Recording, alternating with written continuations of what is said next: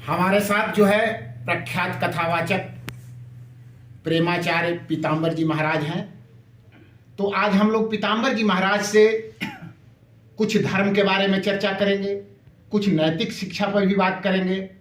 और सबसे बड़ी बात है कि महाराज जी जिस उम्र में हैं, इस उम्र के लोग जो है पद प्रतिष्ठा के बीच इतने खो गए हैं। सब लोग चाहता है, सबकी इच्छा होती है कि हम पढ़ाई करके अच्छी से अच्छी नौकरी करें, ज़्यादा से ज़्यादा पैसा कमाएं। ये हमारे युवाओं में होड़ मची हुई है।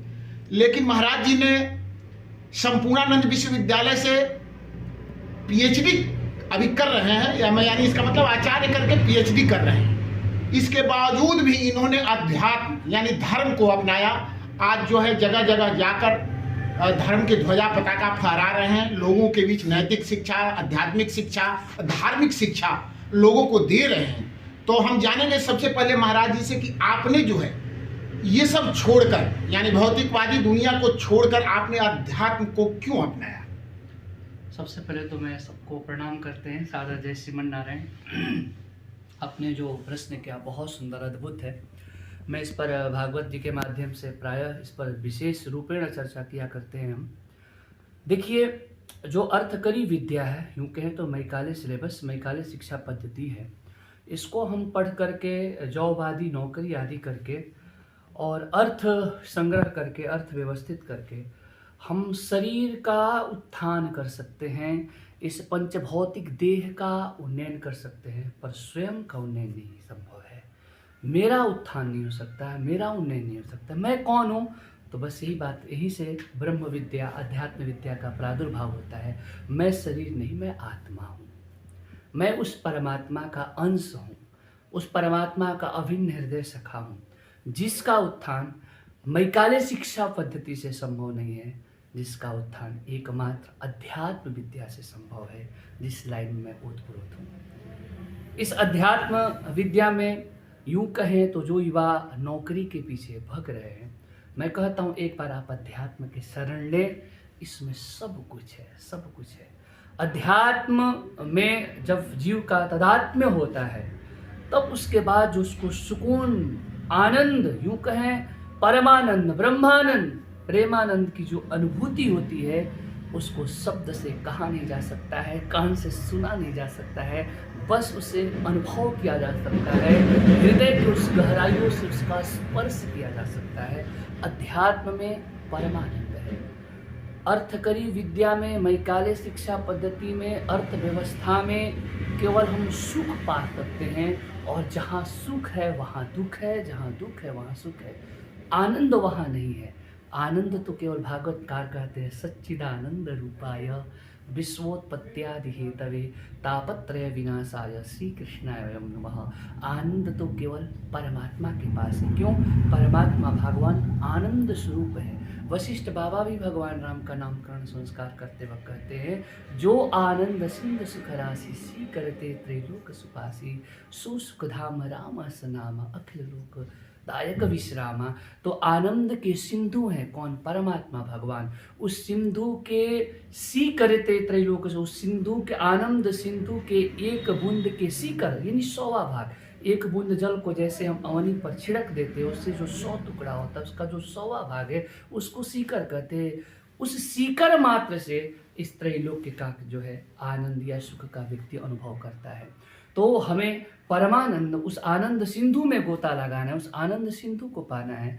तो उसके लिए हमें अध्यात्म को माध्यम बना करके उस परमात्मा के चरणों में ही चित्त को लगाना होगा, जहाँ पर शाश्वत शांति है, शाश्वत आनंद है। बहुत सुंदर महाराज जी। महाराज जी ने देखिए बहुत सुंदर बात कही कि अध्यात्म जो है उसमें परमा आनंद है। हम लोग मैकाले की शिक्षा पद्धति से पैसा प्राप्त कर सकते हैं, सुख प्राप्त कर सकते हैं, लेकिन आनंद नहीं। अब हम महाराज जी से नवधा भक्ति के बारे में जानेंगे कि आखिर नवधा भक्ति बिल्कुल चर्चा में है इस समय, और इस पे लोग तरह तरह के अपना विचार भी व्यक्त करते हैं। तो महाराज जी से जानेंगे कि नवधा भक्ति क्या है और इसकी शर्त क्या है। देखिए, सबसे बड़ी बात है कि अभी कुछ समय पहले चर्चाएं छिड़ी थी आपस में कि प्रथम भगति संतन करी संगा। हम लोग जीवन में संतों का संग बहुत जरूरी है। संत का संग प्राप्त हो जाता है तो इसमें भागवतकार भी कहते हैं कि भाग्योदय बहुजन्म समर्जितेन सत्संग मंचल भते पुरुषो यदा वही। जीव के एक जन्म नहीं, दो जन्म नहीं, तीन जन्म नहीं, अपितु अनंतानंत जन्मों का जब पुण्य का भाग्योदय होता है तब जाकर के सत्संग मंचल भते, तब संतों का संग में प्राप्त होता है। इसी क्रम में हम लोग चर्चा कर रहे थे कि संत संग भी भक्ति है। सत्य बात है, भगवान ने कहा है प्रथम भक्ति संतन करी संगा। संतों का संग करना ही आपकी प्रथम भक्ति हो जाती है, यानी पहली भक्ति का फल आपको प्राप्त हो जाता है। आप मानस के अनुसार भी दर्शन करेंगे तो नवधा भक्ति का वर्णन भागवत में भी किया गया है। श्रवणम आदि करके भागवत में भी नवधा भक्ति का वर्णन किया गया। प्रहलाद जी हिरण्यकश्यपु को उपदेश दे रहे हैं, श्रवणम कीर्तनम विष्णु स्मरणम पाद सेवनम अर्चनम वंदनम दास्यम सख्यम आत्मनिवेदनम। उसी को मानसकार तुलसी बाबा कहते हैं प्रथम भगति संतन करी संगा दूसरी रति मम कथा प्रसंगा। तो जो नवधा भक्ति में जो फर्स्ट यानी पहली भक्ति है, क्या संतों का संग करना, ये नौ भक्ति में ऐसी पहली भक्ति विशेष भक्ति है जिसमें कोई शर्त नहीं है, केवल सीधा सा बाबा ने कह दिया प्रथम भगति संतन करी संगा। संतों का संग करिए, जैसे भी करिए, वो आपको पहला भक्ति संपन्न हो गया। बाकी जितने भी 8 भक्ति है सब में शर्त है, जैसे दूसरी रति मम कथा प्रसंगा। कथा प्रसंग, कथा सुनना ये दूसरी भक्ति है, लेकिन शर्त है क्या, रति। रति यानी रति युक्त हो करके मन लगा करके भगवान के कथा प्रसंग को सुनेंगे, तब जा करके आपकी ऐसे करके तीसरा चौथा आता है मंत्र जाप मम दृढ़ विश्वासा।